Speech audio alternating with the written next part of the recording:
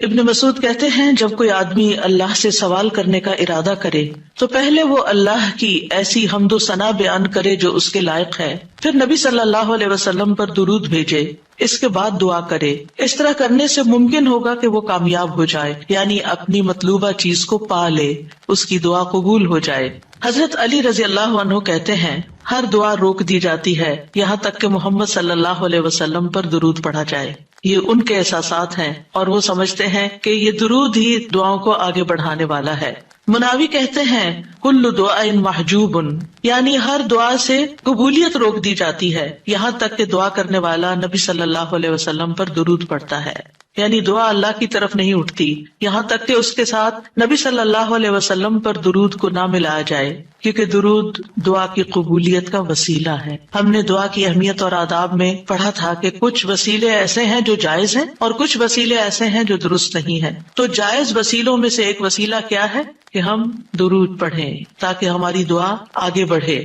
دعا میں درود کی وجہ سے اللہ سبحانہ وتعالی ہماری ساری ضروریات کے لیے کافی ہو جاتا ہے۔ صحیح ترغیب و ترہیب میں آتا ہے، ایک شخص نے عرض کیا اے اللہ کے رسول صلی اللہ علیہ وسلم، کیا میں اپنی دعا کا تہائی یعنی 1/3 حصہ آپ پر درود پڑھنے کے لیے مقرر کر دوں؟ آپ نے فرمایا ہاں اگر تم چاہو تو۔ اس نے کہا 2/3 2/3؟ آپ نے فرمایا ہاں اگر تم چاہو۔ اس نے کہا اگر میں ساری دعا درود کے لیے مقرر کر دوں؟ تو رسول اللہ صلی اللہ علیہ وسلم نے فرمایا پھر تو اللہ تمہاری دنیا اور آخرت کے غم و فکر کے لیے تمہیں کافی ہو جائے گا۔ اس کا یہ مطلب نہیں ہے کہ ہم پھر کوئی دعا مانگے ہی نہ، اس کا مطلب یہ ہے کہ زیادہ سے زیادہ درود پڑھیں، یعنی دعائیں تو ہم مخصوص وقت میں پڑھتے ہیں یا پھر جب کوئی ضرورت پیش آتی ہے، لیکن درود ہم ہر وقت پڑھ سکتے ہیں، یعنی ہماری روزانہ کی جو روٹین ہے، چلتے پھرتے اٹھتے بیٹھتے، کیونکہ کچھ لوگوں نے اس کے ساتھ بھی بڑی پابندیاں عائد کی ہوئی ہیں کہ بغیر وضو کے درود نہ پڑھا جائے، سر پہ دوپٹے کے بغیر درود نہ پڑھا جائے، راستے میں کہیں درود نہ پڑھے، ایسا کچھ نہیں ہے۔ دعا ہو، ذکر ہو، درود ہو، وضو کے ساتھ، وضو کے بغیر، راستے میں، سوتے جاگتے اٹھتے بیٹھتے ہر جگہ پڑھ سکتے ہیں۔ صرف یہ ہے کہ نماز جو ہے وہ وضو کے بغیر نہیں ہوتی، وہ پوری طرح سطر ڈھانکے بغیر نہیں ہوتی۔ آپ لمبی سے لمبی نماز پڑھ رہے ہیں لیکن آپ نے ایسا دوپٹہ اوڑا ہوا ہے کہ آپ کے بال جھلک رہے ہیں تو آپ کی نماز نہیں ہوگی، آپ کی محنت ضائع ہو جائے گی۔ لیکن درود شریف کے وقت اگر آپ کام کر رہے ہیں، مثلاً کھانا پکا رہے ہیں اور آپ نے دوپٹہ اتار کے ایک طرف رکھا ہوا ہے کہ بار بار وہ بیچ میں اٹک رہا ہے، تو کوئی حرج نہیں، سر ننگا بھی ہے تو درود شریف پڑھ سکتے ہیں۔ تو درود شریف پڑھتے رہنے سے انسان کے سارے مسائل حل ہو جاتے ہیں، خاص طور پر اگر آپ کے دل پر بوجھ ہے، غم ہے، پریشانی ہے، تو درود ان چیزوں کو دور کرنے والا ہے، ان کا ازالہ کرنے والا ہے۔ یہ دنیا اور آخرت کی خیر کو جمع کرنے والا ہے، کیونکہ اللہ تعالیٰ جس کو غم اور فکر میں کافی ہو جائے تو ایسا شخص دنیا اور آخرت دونوں کی پریشانیوں سے نکل جائے گا، کیونکہ نبی صلی اللہ علیہ وسلم نے درود کی فضیلت کیا بتائی کہ پھر اللہ تعالیٰ اس کو دنیا اور آخرت کے ہم و غم کے لیے کافی ہو جائے گا، یعنی پھر سارے معاملات آپ کے اللہ کے سپرد ہو جائیں گے۔ یعنی اذن یکفیک اللہ ما اہمک، تمہاری دینی، دنیاوی، اخروی معاملات، ہر چیز میں جو پریشانیاں ہیں انشاءاللہ وہ دور ہو جائیں گی۔ اس کی وجہ کیا ہے؟ اس کی وجہ یہ ہے کہ انسان اللہ سبحانہ وتعالیٰ کی طرف متوجہ ہوتا ہے اور ایک محسن کے احسانات کو یاد کرتا ہے، یعنی جیسے شکر نعمتوں کو بڑھاتا ہے نا، لئن شکرتم لازیدنکم، اگر تم نے شکر ادا کیا تو میں تمہیں کیا کروں گا؟ اور نعمتیں دوں گا۔ درود شریف کیا ہے؟ اگر آپ غور کریں تو درود کیا ہے؟ درود دراصل نبی صلی اللہ علیہ وسلم کے ہم پر جو احسانات ہیں کہ آپ نے ہمیں ایمان سے روشناس کیا، قرآن سے روشناس کیا، حکمت سے روشناس کیا اور ہماری خاطر دعائیں کی، بے شمار احسانات ہیں نا آپ صلی اللہ علیہ وسلم۔ آج ہم آپ کو کیا بدلہ دے سکتے ہیں؟ کس شکل میں بدلہ دے سکتے ہیں؟ ہم آپ کے لیے کیا کر سکتے ہیں؟ اب ہمارے والدین ہمارے ساتھ احسان کرتے ہیں تو ہم ان کی خدمت کرتے ہیں، ہم ان کو کچھ پکا کے دے دیتے ہیں، ہم ان کو کچھ کھلا دیتے ہیں، ہم ان کو کچھ گفٹ دے دیتے ہیں، یعنی مختلف طریقے سے ماں باپ کو خوش کرنے کی کوشش کرتے ہیں، چاہے انہیں ضرورت ہو یا نہ ہو۔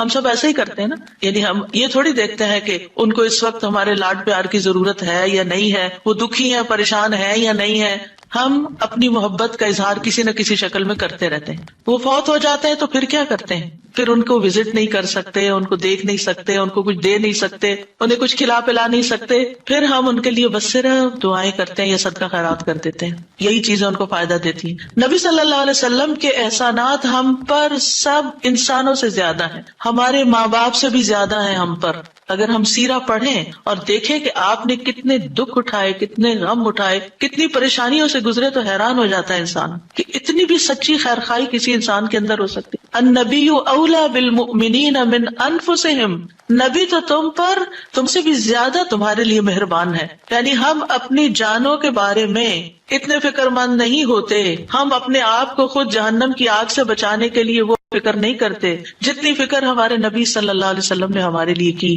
تو ان کے احسانات کا بدلہ کیسے دیں گے ہم ان کے لیے کیا کریں گے؟ ہم ان کے لیے درود پڑھیں گے. تو یہ درود کا پڑھنا آپ کے احسانات کا بدلہ تو ہم کہاں سے دے سکتے ہیں، لیکن اس کے جواب میں ایک شکریہ ادا کرنے کا انداز ہے.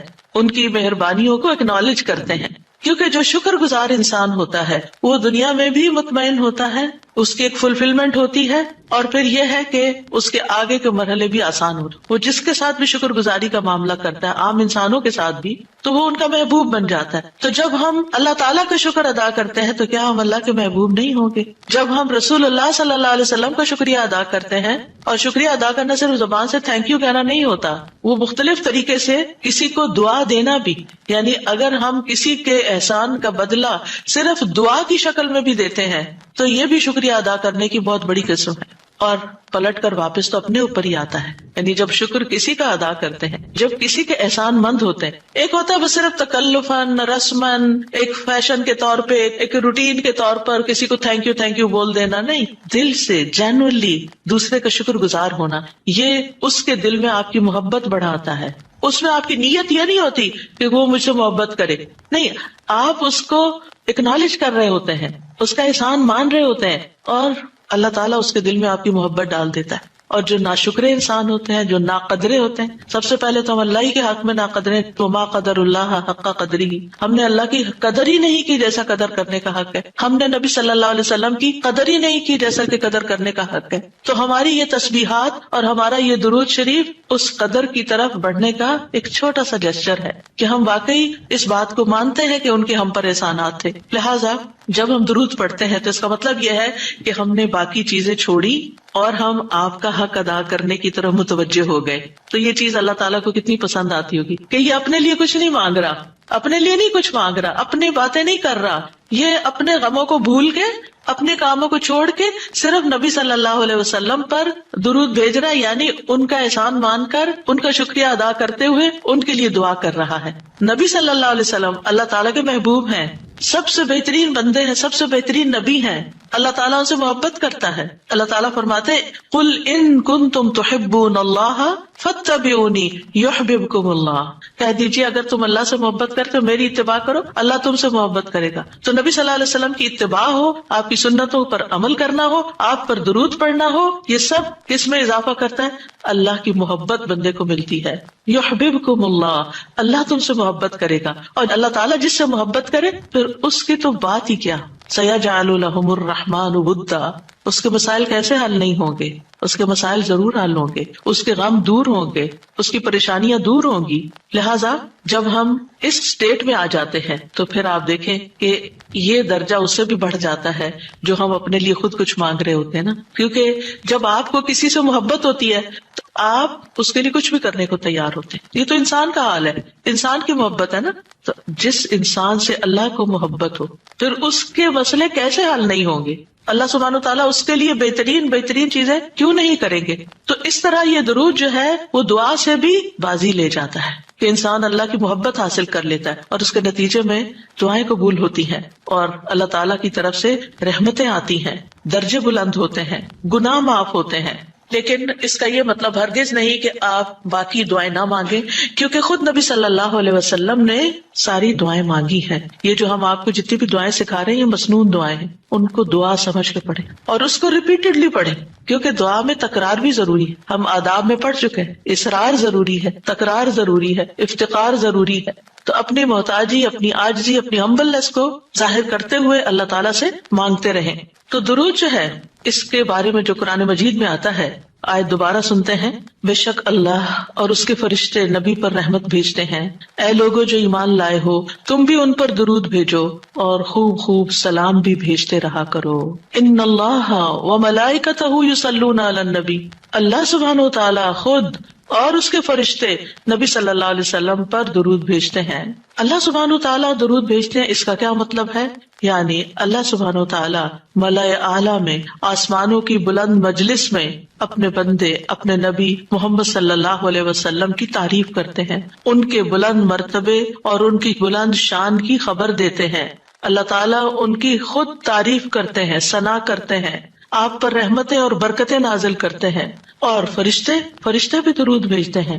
جیسے فرشتے تسبیح کرتے ہیں نا، اور جیسے کائنات کی باقی چیزیں سب اللہ کی حمد و ثنا کرتے ہیں، تو نبی صلی اللہ علیہ وسلم پر بھی فرشتے درود بھیجتے ہیں. اور ان کا درود بھیجنا کیا ہے کہ آپ کے لیے رحمت اور مغفرت اور بلندی درجات کی دعا. یعنی ایک تو فرشتے ایمان والوں کے لیے دعا کرتے ہیں، دوسرا یہ کہ فرشتے نبی صلی اللہ علیہ وسلم کے لیے خاص دعائیں کرتے ہیں. تو اگر اللہ تعالیٰ ان پہ درود بھیجتا ہے، ان پہ رحمتیں نازل کرتا ہے، فرشتے درود بھیجتے ہیں، تو پھر اہل ایمان کو کیا کرنا چاہیے؟ پہلے اللہ تعالیٰ اور فرشتوں کی بات کی گئی تاکہ ہمارے اندر بھی شوق پیدا ہو کہ ہم بھی درود بھیجیں. یا ایھا الذین آمنوا صلوا علیہ وسلموا تسلیما، کہ اے ایمان والو تم بھی آپ پر خوب خوب درود اور سلام بھیجو، صلاۃ و سلام بھیجو. یعنی پہلے آسمان والوں کی خبر دی گئی کہ فرشتے ایسا کر رہے ہیں، پھر زمین والوں کو حکم دیا جا رہا ہے کہ تم بھی ایسا کرو. قرطبی کہتے ہیں اس آیت کے ذریعے اللہ نے اپنے رسول کو آپ کی زندگی میں، یعنی رسول اللہ صلی اللہ علیہ وسلم کی زندگی میں اور آپ کی وفات کے بعد آپ کو شرف و مرتبہ بخشا ہے، اور آپ کے مقام اور مرتبے کو بیان کیا ہے کہ آپ کا کیا مقام ہے، تاکہ ہم ایمان والے اس مقام کو سمجھیں. تو دوسرے لفظوں میں آپ صلی اللہ علیہ وسلم کے لیے اوپر کے جہان اور نیچے کے جہان میں تعریفیں ہوتی ہیں. یعنی ہم بھی آپ کی تعریف کرتے ہیں اور فرشتے بھی آپ کی تعریف کرتے ہیں، ہم بھی آپ کے لیے دعائیں کرتے ہیں، فرشتے بھی آپ کے لیے دعائیں کرتے ہیں. اور اللہ سبحانہ و تعالیٰ ملائے اعلیٰ میں مقرب فرشتوں کے پاس اپنے نبی کی تعریف کرتے ہیں. آپ دیکھیں کہ دنیا میں طرح طرح کی مجالس ہوتی ہیں نا، کچھ مجالس بڑی خاص ہوتی ہیں، خاص لوگ صرف انوائٹیڈ ہوتے ہیں، ہر کوئی نہیں وہاں جا سکتا. آسمانوں میں بھی خاص مجالس، اللہ سبحانہ وتعالیٰ کے جو خاص مقرب فرشتے ہیں جنہیں وہ حکم دیا گیا تھا کہ آدم کو سجدہ کرو، جن کے سامنے اللہ تعالیٰ نے یہ بات رکھی تھی کہ میں آدم کو پیدا کرنے جا رہا ہوں. یہ گیدرنگ جو ہے اس کو ملائے اعلیٰ کہتے ہیں. ملا کہتے ہیں سرداروں کو، اور اعلیٰ کہتے ہیں بلند سردار. تو یہ ایلیٹ کلاس ہے فرشتوں کی کہ جس کے سامنے اللہ سبحانہ تعالیٰ نے حضرت آدم کی پیدائش کی بات کی تھی اور پھر اس کے بعد سجدے کا حکم دیا گیا تھا. تو مقرب فرشتوں کے درمیان یا ان کے پاس اللہ سبحانہ تعالیٰ نبی صلی اللہ علیہ وسلم کی تعریف کرتے ہیں. ذرا سوچئے، امیجن کیجئے فرشتوں کی مجلس. ویسے تو کوئی فرشتہ اللہ کی نافرمانی نہیں کرتا، ہر فرشتہ اطاعت گزار ہے، ہر فرشتہ اللہ کی بات مانتا. یفعلون ما یؤمرون، لپکتے ہیں، دوڑتے ہیں، بھاگتے ہیں، تیز بھاگتے ہیں ایک دوسرے سے. فالسابقات سبقا، ایک دوسرے سے سبقت لے جاتے ہیں اللہ کا حکم ماننے میں. یعنی فرشتوں کا یہ حال ہے. لیکن ان کی کیٹیگریز ہیں. سورۃ فاطر کے شروع میں کیا آتا ہے؟ جاعل الملائکۃ رسلا اولی اجنحۃ مثنی وثلاث ورباع ویزید فی الخلق ما یشاء. 2 پروں والے فرشتے بھی ہیں، 3 والے بھی ہیں، 4 والے بھی ہیں، اور پھر اللہ جتنی چاہتا ہے بڑھا دیتا ہے. جبریل علیہ السلام کے تو 600 پر ہیں. سوچئے کیا کیفیت ہوگی ان کی. اور پھر جو حاملین عرش فرشتے ہیں ان کی کندھے سے لے کے یہاں کان کی لو تک 700 سال کا فاصلہ ہے. اتنا عرصہ کوئی سفر کرتا رہے. اب آپ خود سوچیں کہ اتنے بڑے فرشتے ہیں وہ، ان کے سامنے اللہ سبحانہ و تعالیٰ محمد صلی اللہ علیہ وسلم کی تعریف فرماتے ہیں. آپ کے مقام کا اندازہ کریں. کیا ہم نے قدر کی اپنے نبی کی؟ ہم کیا درود پڑھتے ہیں، ہم کیا تعریف کرتے ہیں، ہم کتنا جانتے ہیں آپ کو، ہم آپ کی سنت کو کیا سمجھتے ہیں. حدیث، یہ تو حدیث ہے، یہ قرآن تو نہیں ہے. استغفر اللہ. آپ نے دین کے مختلف چیزوں میں فرق کر دیا جس کو خود رسول اللہ صلی اللہ علیہ وسلم دے کر گئے تھے. آپ کس راہ پہ چل پڑے. تو آپ سوچئے کہ اللہ کے رسول صلی اللہ علیہ وسلم کی تعریف وہاں ہو رہی. راہ گزرتا بھی کوئی ہماری تعریف کر دے نا تو ہم ایسے بھول جاتے ہیں کہ بڑی چیز ہو گئے، ہم پتہ نہیں کیا بن گئے ہیں. اس کو بھی بہت کچھ سمجھتے ہیں. کبھی فیس بک پہ لگاتے ہیں یہ فلاں نے ہماری تعریف کی ہے، کبھی کچھ کرتے ہیں کبھی کچھ کرتے ہیں. تعریف آپ سوچئے پھر ہم کیا ہے اور محمد صلی اللہ علیہ وسلم کیا ہے جن کی تعریف اللہ تعالیٰ کر رہے ہیں اور وہ فرشتوں کی مجلس میں کر رہے ہیں. اس تعریف کا کیا کہنا. ایسے پیغمبر پر، ایسے نبی پر کیا ہم درود نہیں بھیجیں گے؟ کیا ہم ان کے لیے دعائیں نہیں کریں گے؟ اللہ سبحانہ تعالیٰ سے ان کے لیے وسیلہ نہیں مانگیں گے؟ تو صلاۃ کا جو لفظ ہے، صلاۃ کا لفظ اس کے معنی میں رحمت بھی ہے، ذکر خیر بھی ہے، دعا بھی ہے. رحمت، ذکر خیر اور دعا. قاموس میں ہے الصلاۃ الدعاء والرحمت والاستغفار وحسن الثناء من اللہ عز وجل علی رسولہ صلی اللہ علیہ وسلم. صلاۃ سے مراد دعا، رحمت، استغفار اور اللہ عز وجل کی طرف سے اس کے رسول کی تعریف ہے. یعنی درود کا یہ مطلب ہے، یعنی اللہ تعالیٰ کی طرف سے صلاۃ بھیجنے کا مطلب کیا ہے کہ اللہ تعالیٰ آپ سے راضی ہیں اور آپ پر رحمت نازل کرتے ہیں. ٹھیک ہے، یعنی اللہ تعالیٰ آپ پر درود بھیجتے یعنی آپ پر رحمت نازل کرتے ہیں اور آپ سے راضی ہیں. ابن قیم کہتے ہیں نبی صلی اللہ علیہ وسلم پر اللہ کے صلاۃ بھیجنے سے مراد اللہ سبحانہ تعالیٰ کا آپ کی تعریف کرنا ہے اور آپ کی دیکھ بھال کرنا ہے اور آپ کے شرف کو ظاہر کرنا ہے اور آپ کی فضیلت اور حرمت کو ثابت کرنا ہے. اور فرشتوں کے صلاۃ بھیجنے کا مطلب کہ وہ دعا کے معنی میں ہے کہ وہ نبی صلی اللہ علیہ وسلم کے لیے دعا مانگتے ہیں. اور یہ بھی ممکن ہے کہ وہ اللہ سبحانہ تعالیٰ کے ساتھ مل کر نبی صلی اللہ علیہ وسلم کی تعریف کرتے ہیں کہ فرشتے بھی آپ کی تعریف کرتے ہیں. ابو عالیہ کہتے ہیں کہ معزز فرشتوں کا صلاۃ بھیجنا ان کا دعا کرنا ہے نبی صلی اللہ علیہ وسلم کے لیے. ابن عباس کہتے ہیں یصلون کا مطلب ہے وہ برکت کی دعا کرتے ہیں. یہ سارے معنی میں اختلاف نہیں ہے، یہ مختلف طریقے سے صلاۃ کے لفظ کو واضح کیا گیا. کیونکہ عام طور پر ہمیں لفظ درود کا بھی مطلب کوئی نہیں آتا ہوتا، یعنی کہ اگر کسی سے پوچھے درود کیا ہوتا ہے کچھ پتا نہیں، بس ہوتا ہے درود. تو عربی میں درود نہیں کہتے، یہ فارسی کا لفظ ہے. عربی میں صلاۃ کہتے ہیں اور صلاۃ میں یہ سارے معنی آ جاتے ہیں جو میں عرض کر رہی ہوں. اور امت کو کیا حکم ہے کہ وہ آپ کے لیے دعا بھی کریں اور آپ کے حکم کی تعظیم بھی کریں. آپ کے حکم کو جو نبی صلی اللہ علیہ وسلم کا حکم ہے اس کو سب کے حکم پر فوقیت دیں، اس کو بڑا سمجھیں. ایک طرف ماں باپ کا حکم، ایک طرف رسول اللہ صلی اللہ علیہ وسلم کا حکم. اگرچہ اللہ سبحانہ تعالیٰ نے ہمیں ماں باپ کے ساتھ احسان کا حکم دیا ہے، ان کی بات ماننے کے لیے بھی کہا ہے، لیکن ان کے مقابلے میں اگر رسول اللہ صلی اللہ علیہ وسلم آ جاتے ہیں تو پھر ہمیں رسول اللہ صلی اللہ علیہ وسلم کی بات کو فوقیت دینی ہے، ترجیح دینی ہے، اہمیت دینی ہے. کیونکہ وہ شخص مومن ہی نہیں ہو سکتا جس کو نبی صلی اللہ علیہ وسلم اس کے والدین، اولاد اور سب انسانوں سے زیادہ محبوب نہ ہو جائیں. یہ ایمان کا کرائیٹیریا ہے.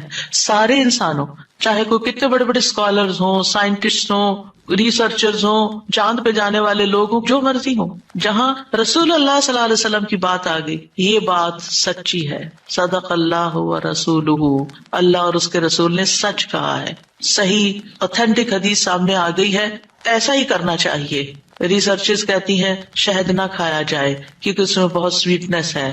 نہیں، قرآن کہتا ہے کہ شہد میں شفا ہے. نبی صلی اللہ علیہ وسلم نے تجربہ کروایا تھا ایک شخص کو، وہ شہد سے پہلے بیمار ہوا تھا اور پھر اسی سے ہی وہ ٹھیک ہوا تھا جس کا پیٹ خراب ہوا تھا. ہمارا یقین ہے اگر شہد خالص ہے، شہد ہے، کچھ اور نہیں، تو پھر اسی میں ہی شفا ہے. یہ ہو نہیں سکتا کہ جو بات قرآن کہہ دے اور جو بات نبی صلی اللہ علیہ وسلم کہہ دے پھر اس میں کوئی شک باقی رہے. کوئی شک نہیں. ہمیں اس شک کو دل سے نکالنا ہے. دو چیزیں ایمان میں خلل ڈالتی ہیں، شبہات اینڈ شہوات. کیونکہ جب ہمارے اندر ڈاؤٹس آ جاتے ہیں نا کسی چیز کے بارے میں تو پھر ہمارا یقین اٹھ جاتا ہے، پھر ہمارا عمل کمزور ہو جاتا ہے. اور اسی طرح جب ہماری خواہشات آگے آ جاتی ہیں تو پھر ہم لیزی ہو جاتے ہیں، ہم اپنی مرضی پسند کے محبوب کام کرنے لگتے ہیں اور دوسرے کاموں کو پیچھے کر دیتے ہیں، چاہے وہ ہمارے لیے زیادہ فائدے کی کیوں نہ ہو. ابن قیم کہتے ہیں ہمارا آپ پر صلاۃ بھیجنا یہ ہے کہ ہم اللہ تعالیٰ سے مطالبہ کرتے ہیں، ہم اللہ تعالیٰ سے دعا کرتے ہیں، اللہم، کہ اے اللہ ہمارے نبی کی اور بھی زیادہ تعریف کریں اور آپ کی فضیلت اور شرف کو ظاہر کریں اور آپ کی تکریم اور اپنی قربت کا آپ ان کے لیے اظہار کریں. یعنی اے اللہ تعالیٰ آپ ان کو اور زیادہ محبوب بنا لیں، اور زیادہ ان کو عزت دیں، اور زیادہ ان کے درجے بلند کریں. اور یہ سچے دل سے تو دعا اسی کی ہوگی نا جو نبی صلی اللہ علیہ وسلم سے محبت کرتا ہوگا اور آپ کی اہمیت کو جانتا ہوگا. ان لوگوں کا درود کیا درود ہوگا جو نبی صلی اللہ علیہ وسلم کو وہ عزت اور مقام دیتے ہی نہیں جو واقعی ان کا ہے. کیونکہ جب تک کسی سے محبت نہ ہو تو اس کے لیے اس درجے کی دعا بھی نہیں ہو سکتی. چاہے دن میں کوئی 10 دفعہ آپ سے کہنا میرے لیے دعا کرو، آپ کریں گے، لیکن اس پیار سے وہ دعا نہیں نکلے گی جس پیار سے وہ دعا نکلے گی جس سے آپ کے لیے محبت. وہ نہ بھی کہے تو آپ اس کے لیے دعائیں کرتے رہتے ہیں. اور پھر یہاں پر اس آیت میں صرف صلاۃ کی بات نہیں بلکہ کیا فرمایا؟ وَسَلِّمُوا تَسْلِيمًا. سلموا، آپ کو سلام کا تحفہ بھی دیں، صرف صلاۃ نہیں بلکہ سلام بھی کریں. تسلیم کا کیا مطلب ہے؟ کہ آپ پر خیر و برکات نازل ہوں، آپ پر اللہ کی رحمتیں اور سلامتیاں ہوں، اور آپ ہر طرح کی تکالیف اور آفتوں سے محفوظ رہیں، ہر طرح کے نقائص سے پاک رہیں. جب ہم کہتے ہیں نا اللہم سلم علی محمد، درود ویسے تو یوں پورا پڑھ کر اللہم صلی وسلم علی نبینا محمد، تو اس کا مطلب کیا ہے کہ یا اللہ محمد صلی اللہ علیہ وسلم کے لیے آپ کی دعوت میں، یعنی آپ نے جو دعوت دی لوگوں کو اسلام کی طرف، آپ کی امت میں اور آپ کے ذکر خیر میں ہر طرح کی سلامتی لکھ دے، ہر طرح کے نقص سے سلامتی ہو جائے. اور اس طرح امت آپ کے لیے جتنی دعائیں کرتی جا رہی ہے، یعنی جب سے نبی صلی اللہ علیہ وسلم کے بارے میں یہ آیت اتری اور جب سے صحابہ کرام اور پھر تابعین تبع تابعین اور امت کے باقی لوگ ان ساری صدیوں میں آپ کے لیے یہ دعا کر رہے ہیں، ان ساری دعاؤں کے اس درود کے نتیجے میں آپ کا مقام بلند ہوتا جا رہا ہے، ہوتا جا رہا ہے، ہوتا جا رہا ہے. آپ سوچئے کہ اللہ سبحانہ وتعالیٰ کتنا قدردان ہے. نبی صلی اللہ علیہ وسلم نے اپنی نبوت کی مختصر زندگی میں جو محنت کی سو کی، لیکن اس کا انعام اور صلہ کتنی خوبصورت شکل میں اللہ تعالیٰ دے رہا ہے کہ دنیا میں آپ کا نام بلند کر رہا ہے اور آپ کو بلندی عطا کر رہا ہے اور آپ کے لیے سب سے دعائیں کرنے کو کہہ رہا ہے. یعنی درود کیا ہے؟ نبی صلی اللہ علیہ وسلم کے لیے دعا، اور وہ دعائیں اللہ تعالیٰ قبول بھی کرتے جا رہے ہیں اور اس کے نتیجے میں نبی صلی اللہ علیہ وسلم کے درجات بلند ہوتے چلے جا رہے ہیں. تو سوچئے جو سنت کی پیروی کرے گا، جو آپ کے مشن کو آگے لے کے بڑھے گا، جو اخلاص کے ساتھ اس رستے کو اپنائے گا، جو یہی کام کرے گا جو محمد صلی اللہ علیہ وسلم نے کیے، جو آپ کا پیروکار ہوگا، جو آپ کی سنت کا متبع ہوگا، جو آپ کے اس مشن یعنی دین کی تبلیغ کے کام کو آگے لے کر بڑھے گا، کیا اللہ تعالیٰ اس کو ایسے ہی چھوڑ دیں گے؟ کیا اللہ سبحانہ تعالیٰ اس کی قدر نہیں کریں گے؟ ہم سب انسان کسی نہ کسی طرح دنیا میں بلندی چاہتے ہیں، کوئی ڈگری کے ذریعے، کوئی مال کے ذریعے، کوئی کسی ذریعے دوسروں سے آگے نکلنا چاہتا ہے، بلند مرتبہ ہونا چاہتا ہے. لیکن اس راستے کو چھوڑ دیتے ہیں کیونکہ اس راستے کو بظاہر یوں لگتا ہے کہ اس سے کیا ملے گا، ہمیں اس سے کون سی بلندی مل جائے گی، اور اس طرح ہم نبی صلی اللہ علیہ وسلم کے طریقہ کار کو چھوڑ کر اور طریقوں کو اختیار کرنے لگتے ہیں. ہم سمجھتے ہیں شاید اس میں زیادہ خیر ہے یا اس سے ہمیں زیادہ بھلائی یا کوئی بڑائی مل جائے گی. نہیں، اصل بات یہ ہے کہ ہمیں جو عزت یہ دین دے سکتا ہے، جو مرتبوں کی بلندی، جو اللہ کی رحمتیں، جو خیر اور لازوال نعمتیں جنہیں کبھی ختم نہیں ہونا، جو اس راستے سے مل سکتی ہیں، وہ دنیا میں کوئی اور راستہ ہے ہی نہیں ان سب نعمتوں کو پانے کا. پھر بھی ہم اپنے دین کو حقیر سمجھتے ہیں اور دین کی خدمت کو فارغ وقت کا کام سمجھتے ہیں اور پورے خوشی اور محبت اور خلوص کے ساتھ یہ کام نہیں کرنا چاہتے.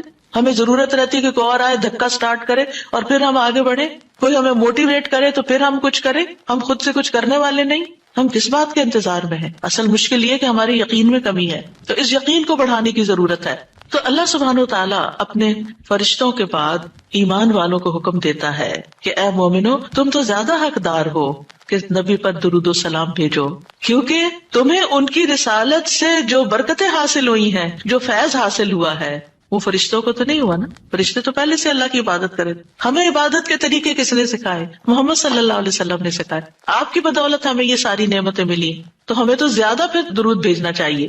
تو صلو علیہ وسلموا تسلیما. تو آپ کا حق اور آپ کی عزت اور آپ کی قدردانی صرف یہ نہیں کہ ہم آپ کی شان میں کوئی گستاخی نہ کریں یا کوئی گستاخی کرے تو اس کے پیچھے پڑ جائیں. آپ کا مقام اس سے زیادہ کا متقاضی کہ آپ پر درود و سلام بھیجا جائے. اور یہ قرآن سے بھی ثابت اور یہ سنت سے بھی ثابت اور یہ فرشتوں کا طریقہ بھی ثابت. اسی لیے آپ دیکھیں کہ نماز کے اندر درود پڑھنا واجب ہے.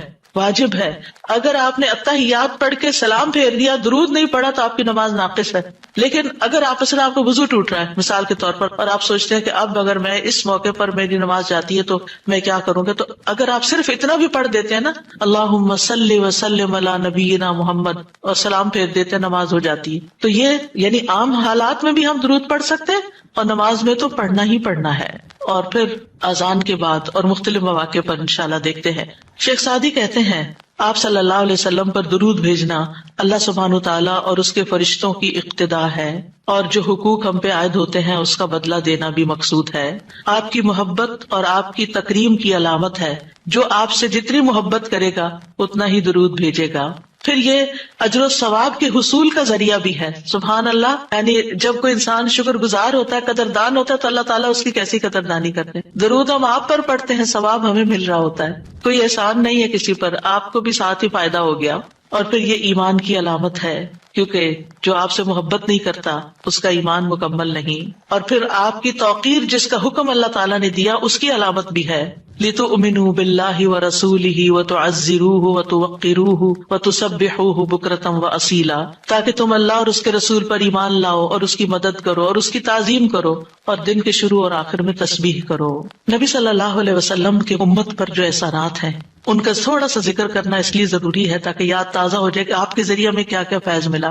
سب سے بڑی بات یہ کہ وہ ہمارے بارے میں بڑے رحیم و شفیق تھے۔ لَقَدْ جَاءَكُمْ رَسُولٌ مِّنْ أَنفُسِكُمْ عَزِيزٌ عَلَيْهِ مَا عَنِتُّمْ حَرِيصٌ عَلَيْكُمْ بِالْمُؤْمِنِينَ رَءُوفٌ رَحِيمٌ۔ لوگوں، تمہارے پاس تمہیں میں سے ایک رسول آیا ہے، اگر تمہیں کوئی تکلیف پہنچے تو اسے گراں گزرتی، اس کو تکلیف ہوتی ہے۔ کیا ہمارے اندر بھی دوسروں کے لیے ایسے احساسات ہیں کہ کسی کو تکلیف پہنچے تو ہمیں تکلیف ہو جائے؟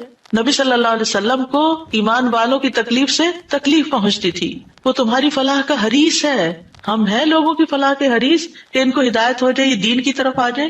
مومنوں پر نہایت مہربان اور رحم کرنے والا ہے۔ یہ ہیں ہمارے رسول جن کی گواہی اللہ تعالیٰ نے دی کہ ان کے اندر کے جذبات لوگوں کے لیے کیا ہیں اور ان کا مشن کیا، اور وہ چاہتے کیا ہیں آپ کے لیے، اور وہ کتنے شفیق اور مہربان ہے۔ یعنی ایک دائی کی بنیادی صفت ہونی چاہیے کہ وہ دوسروں سے محبت کرنے والا ہو، دوسروں کی خیر کرنے والا ہو۔ ہم بعض اوقات دین کا کام کرتے ہوئے اتنے پروفیشنل ہو جاتے ہیں کہ ہماری ٹون بھی بڑی اسپارٹ ہو جاتی ہے اور ہمارا انداز بھی بڑا تحکمانہ ہو جاتا ہے۔ ہم سمجھتے ہیں کہ ہم صحیح معنی میں خدمت کر رہے ہیں، نہیں، کہیں ایسا نہ ہو کہ اس کی وجہ سے لوگ دین سے ہی دور ہو جائیں۔ نبی صلی اللہ علیہ وسلم کا یہ طریقہ نہیں تھا۔ اللہ کی قسم، ہم جتنے سنت کے زیادہ قریب ہوں گے اتنے ہی زیادہ ہم دین کو فائدہ پہنچانے والے ہوں گے، اور جتنے سنتوں سے دور ہو جائیں گے اور آپ کے طریقے سے دور ہو جائیں گے، آپ سے بھی اتنے ہی دور ہو جائیں گے اور دین کو بھی اتنا ہی نقصان پھر دیں گے۔ نبی صلی اللہ علیہ وسلم مومنوں پر ان کی جانوں سے بھی زیادہ قریب ہیں۔ النبی اولیٰ بالمؤمنین من انفسہم وازواجہ امہاتہم۔ یہ نبی مومنوں پر ان کی جانوں سے زیادہ حق رکھنے والا ہے اور اس کی بیویاں ان کی مائیں ہیں۔ نبی صلی اللہ علیہ وسلم نے فرمایا، دنیا میں کوئی مومن ایسا نہیں جس سے میرا دنیا اور آخرت میں سب سے زیادہ قریب کا رشتہ نہ ہو۔ اگر چاہتے ہو تو یہ آیت پڑھ لو، یعنی صرف اس دور کے لوگوں کے لیے نہیں تھے آپ قریب، بلکہ ہمارے لیے بھی ہیں۔ فرمایا یہ آیت پڑھ لو، النبی اولیٰ بالمؤمنین من انفسہم۔ نبی مومنوں پر ان کی جانوں سے بھی زیادہ قریب ہیں، لہٰذا جو کوئی مومن مر جائے اور مال چھوڑ جائے تو وہ اس کے خاندان کو ملے گا، اس کے وہ وارث ہوں گے، اور جو قرض یا عیال چھوڑ جائے وہ میرے پاس آئے، میں اس کا بندوبست کروں گا۔ آج کوئی حکمران، کوئی لیڈر ایسا ہے جو یہ کہے کہ تمہارا کوئی فوت ہو جائے، جو وہ چھوڑے وہ سب تمہارا، لیکن اگر کوئی تمہاری ضرورت ہے تو میرے پاس آ جاؤ؟ ایسی خیرخواہی محمد صلی اللہ علیہ وسلم کے اندر تھی اپنے ساتھیوں کے لیے۔ آپ امت کے لیے روتے تھے۔ نبی صلی اللہ علیہ وسلم نے ابراہیم علیہ السلام کے بارے میں یہ آیت پڑھی، رب انہن اضللن کثیرا من الناس فمن تبعنی فانہ منی، کہ اے میرے رب، ان بتوں نے بہت سے لوگوں کو گمراہ کر دیا ہے، تو جو میری پیروی کرے وہ مجھ سے ہوگا۔ اور یہ آیت جس میں عیسیٰ علیہ السلام کہتے ہیں، ان تعذبہم فانہم عبادک وان تغفر لہم فانک انت العزیز الحکیم، اے اللہ اگر تو انہیں عذاب دے، یعنی جو میرے پیروکار ہیں، تو تیرے بندے ہیں دے دے، اور اگر تو بخش دے تو بے شک تو عزیز الحکیم ہے۔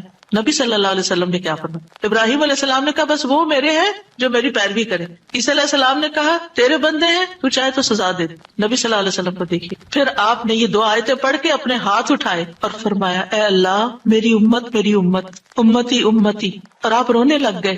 یہ آپ کے دل میں امت کے لیے پیار تھا، امت کے دل میں محمد صلی اللہ علیہ وسلم کے لیے کیا محبت ہے۔ تو اللہ عز و جل نے فرمایا، اے جبریل جاؤ محمد کے پاس، حالانکہ تیرا رب خوب جانتا ہے، اور ان سے پوچھو کہ کیوں رو رہے ہیں۔ جبریل علیہ السلام آپ کی خدمت میں آئے اور آپ سے رونے کی وجہ پوچھی، تو رسول اللہ صلی اللہ علیہ وسلم نے انہیں بتا دیا کہ میں اپنی امت کے لیے رو رہا ہوں، حالانکہ اللہ سب سے زیادہ جاننے والا ہے۔ تو اللہ تعالیٰ نے فرمایا، اے جبریل محمد کی طرف جاؤ اور ان سے کہہ دو کہ ہم آپ کو آپ کی امت کے بارے میں ضرور راضی کر دیں گے اور ہم آپ کو غمگین نہیں کریں گے۔ اتنے حریص تھے وہ ہماری نجات کے اور ہماری فلاح کے، تو کیا وہ والدین سے بھی زیادہ پھر مہربان نہیں ہم پر؟ ہمارے ماں باپ ہماری دنیا کا غم کرتے ہیں، ہماری دنیا کی فکریں کرتے ہیں، ان کو کھانا کہاں سے ملے گا، ان کے فلاں چیز کا کیا ہوگا، فلاں چیز کا کیا ہوگا۔ نبی صلی اللہ علیہ وسلم ہماری دنیا کے تو پیچھے ہو گیا نا کہ جس کا عیال ہو قرض دار ہو میرے پاس آ جائے، لیکن ہماری آخرت کی فکر کرتے ہیں کہ میری امت کی بخشش ہوگی کہ نہیں ہوگی۔ ایک دفعہ کوئی لا الہ الا اللہ محمد الرسول اللہ کہہ کر اس دین میں داخل ہو جاتا ہے تو پھر محمد صلی اللہ علیہ وسلم اس کے لیے مہربان ہو جاتے ہیں، اس کے لیے غمگین ہو جاتے ہیں کہ اس کی بخشش ہو جائے۔ آپ ہر نماز میں امت کے لیے دعائیں کرتے تھے، ہر نماز میں۔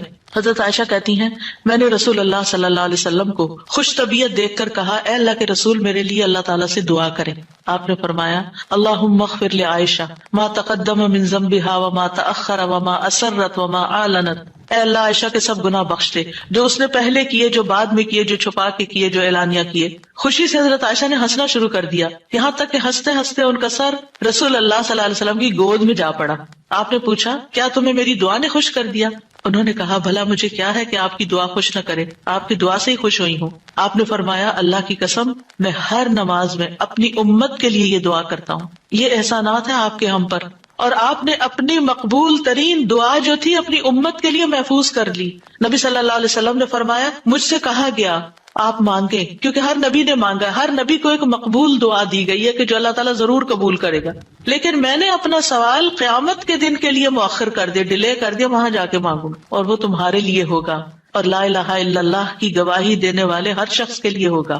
ہمیں اگر اللہ تعالیٰ کی طرف سے یہ پیغام آئے کہ کوئی ایک دعا مانگ لو وہ ضرور قبول ہوگی، تو ہم جھٹ سے اپنے لیے کوئی دنیا کی دعا مانگ لیں گے جو جلد ختم بھی ہو جانے والی۔ اس سے آپ کی حکمت کا اندازہ لگائیں اور ہمارے لیے آپ کی محبت کا اندازہ کریں۔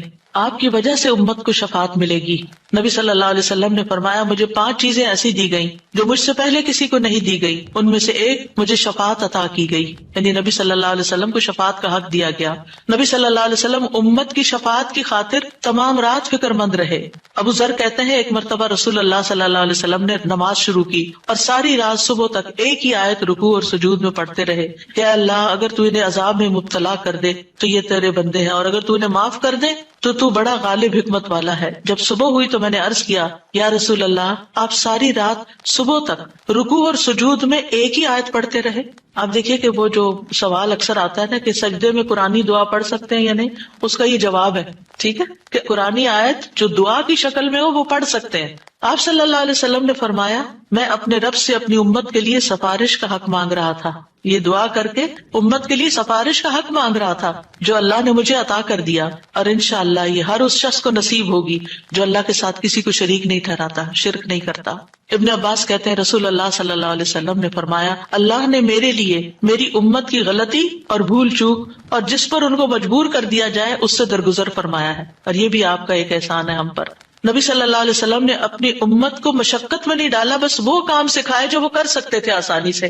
آپ صلی اللہ علیہ وسلم نے فرمایا اگر میری امت پر مشقت نہ ہوتی تو میں انہیں ہر نماز کے وقت وضو کرنے کا حکم دیتا، یعنی چاہے وضو ہوتا پھر بھی دوبارہ حکم دیتا، لیکن اگر وضو ہے تو دوبارہ نہ بھی کرو، یہ آسانی دی آپ نے۔ آپ اپنی امتیوں کو آگ سے بچانے کی شدید حرص رکھتے تھے۔ نبی صلی اللہ علیہ وسلم نے ایک مرتبہ فرمایا میری مثال اور لوگوں کی مثال اس شخص کی طرح ہے جس نے آگ روشن کی، جب اس کے چاروں طرف روشنی پھیل گئی تو پروانے اور کیڑے مکوڑے جو آگ پہ گرتے ہیں اس میں گرنے لگے۔ وہ آدمی ان کو آگ سے دور کرتا ہے لیکن وہ اس کے قابو میں نہیں آتے بلکہ آگ میں داخل ہو جاتے ہیں۔ اسی طرح میں تمہاری